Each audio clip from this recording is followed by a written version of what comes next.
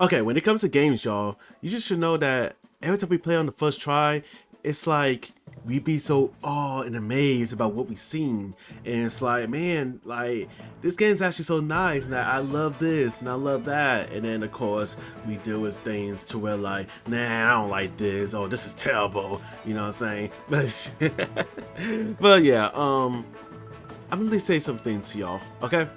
I decided to like do this type of video, okay? I know that I haven't done a video like this before, and I feel like I should do something like this. Make it like a series, you know what I'm saying? So, for this series, I'll be doing the best and worst of Kingdom Hearts games, okay?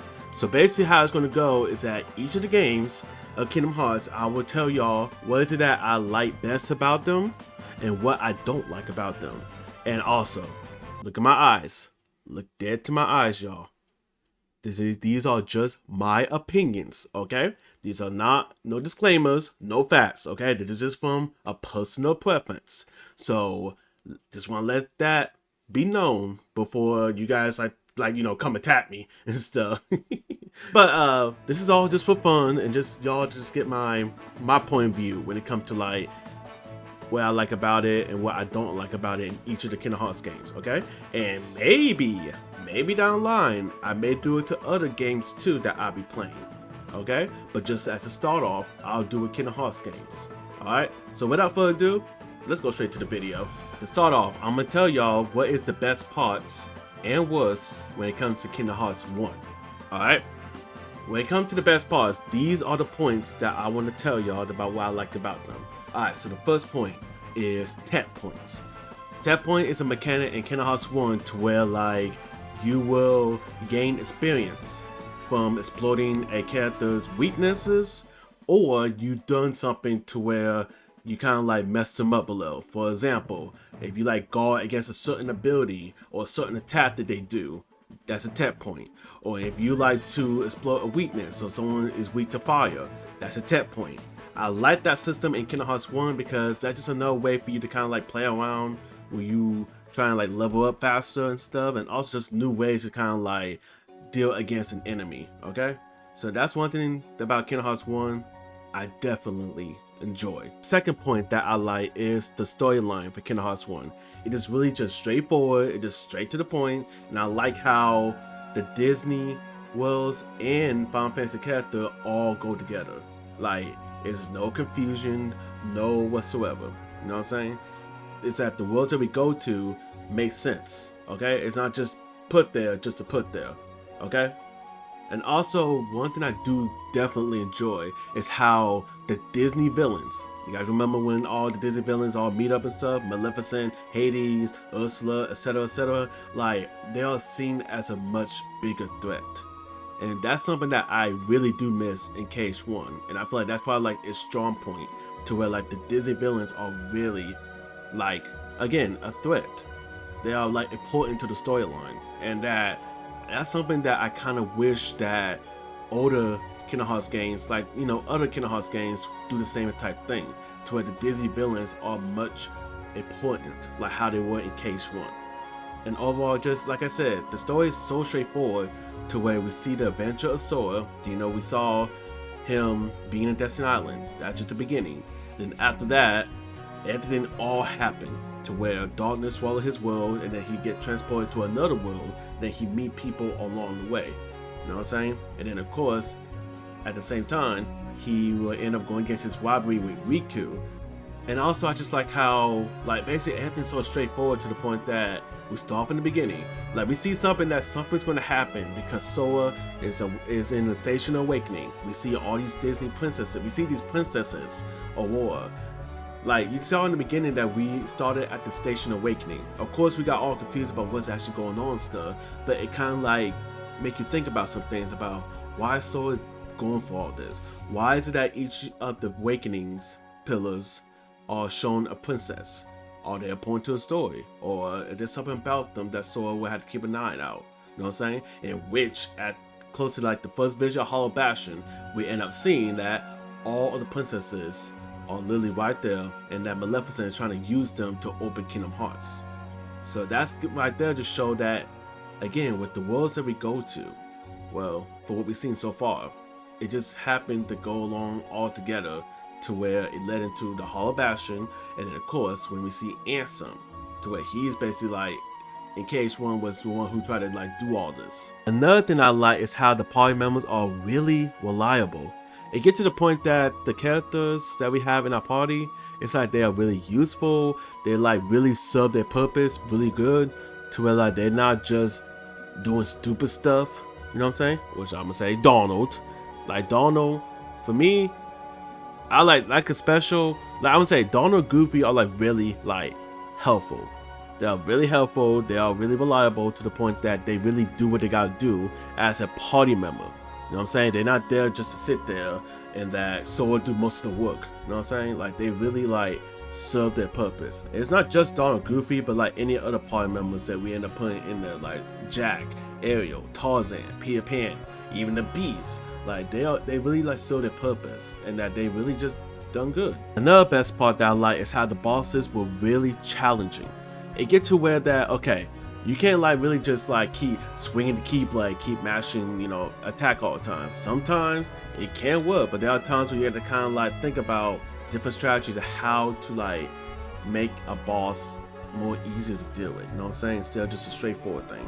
So for example, another thing that I just saw about how you have to kind of like think about different ways how to deal with a boss is like, for example, if you go against Maleficent, you know how in the first boss fight she be up in that platform that's floating, you can literally just hit gravity, boom, it go down to the ground, 3 hits on her. When you deal with her as a dragon, you can literally just hit stop and then get 3 hits from there. Same thing when you go to like Ursula, her second boss fight, you can just hit stop, boom, get hits in. So it's like the bosses are challenging to where you have to really like strategize very good to try to like win the game. You know what I'm saying? Instead of just plain simple, just hit the mash button, like swing the keyblades, and then that's it. No, you have to really like play around a lot. Same thing when it comes to even the super bosses. You have to really play around really good to really like get better. And I like how KH1 really challenge you to where you got to really plan things out. Another one is that how magics were very helpful, especially magics like stop, gravity, and arrow.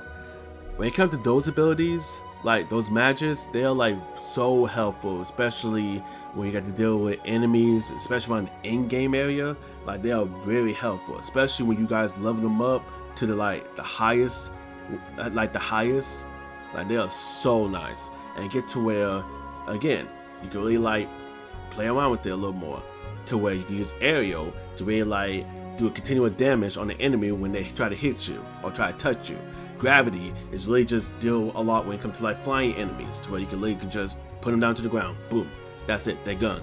Stop is just literally just, you just get a lot of free hits in, a lot of free hits. And it's also a good thing too, to the point that not just Sora use those abilities, but Donald too. So it's like y'all could just basically do a lot of that, a lot of magic happening, you know what I'm saying?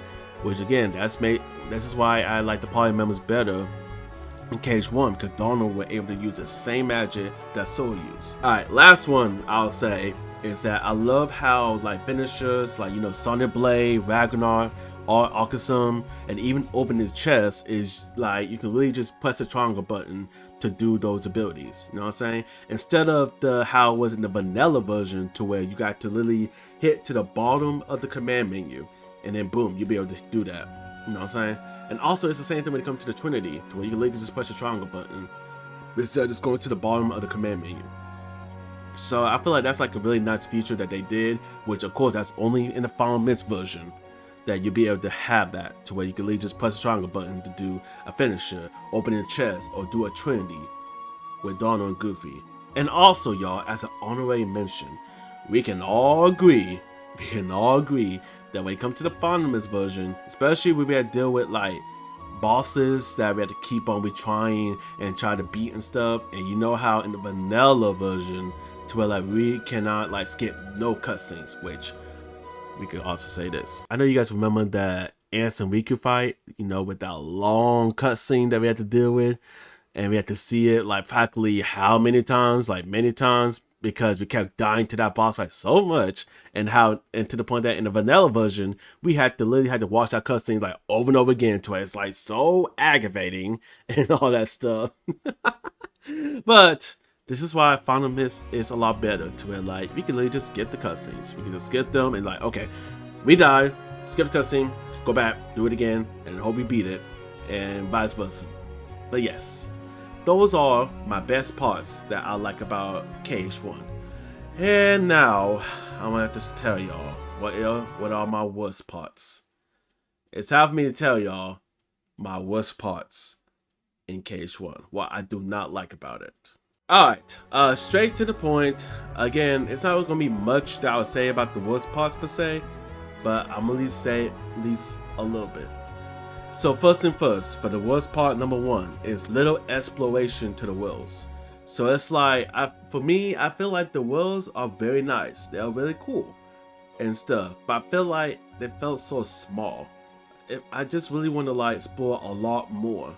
I know that it's just a starting point of how the world's gonna be as far as like the level design and like just the world as a whole, to know that okay, we can at least do a certain parts of the world and just keep it like that, because we don't know how it's gonna be when we try to like expand it a lot more and stuff, which I could definitely understand. But I just feel like I want to explore a lot more, see a lot more.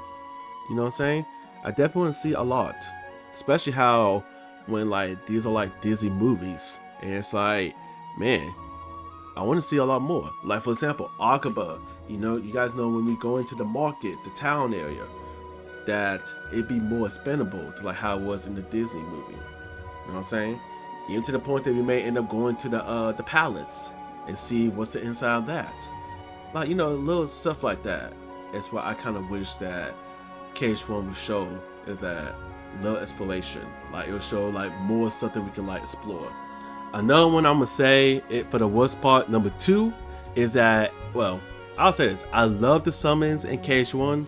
Don't get me wrong, I do enjoy them, and that I try them, most of them out, and like I enjoy how they like function and stuff like that. But I kind of wish that they were like more useful, because get to the point that even though the summons are good and stuff, like they are very nice, I know like with me and then even other players, which I don't know if they do or do not, that they barely use summons in the game. Like they barely use them, and most time they just be forgotten. So I really wish that the summons in KH1 were better improved, to where people would use them well, or like really enjoy them a lot. Because so far, I feel like the only summons that people really use is definitely Tinkerbell and, in a way, Mushu.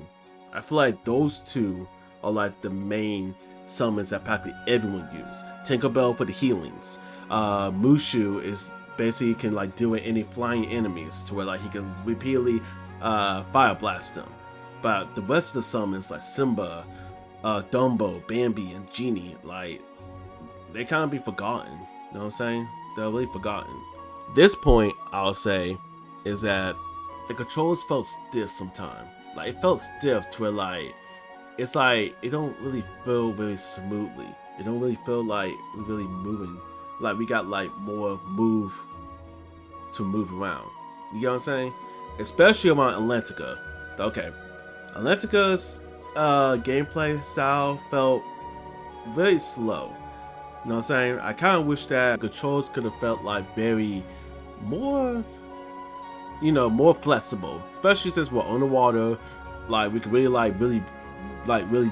do more with the controls in Atlantica, instead of just like, you know, what we got so far for it, just for that session. So, but at least it gotten a lot better a little when it comes to the Final Mist version, to where it does feel a little much better, especially how Sora will be able to get like brand new abilities that he going to get in the Final Mist version, to where he don't really felt more stiff, because in the vanilla he definitely felt stiff, like very stiff.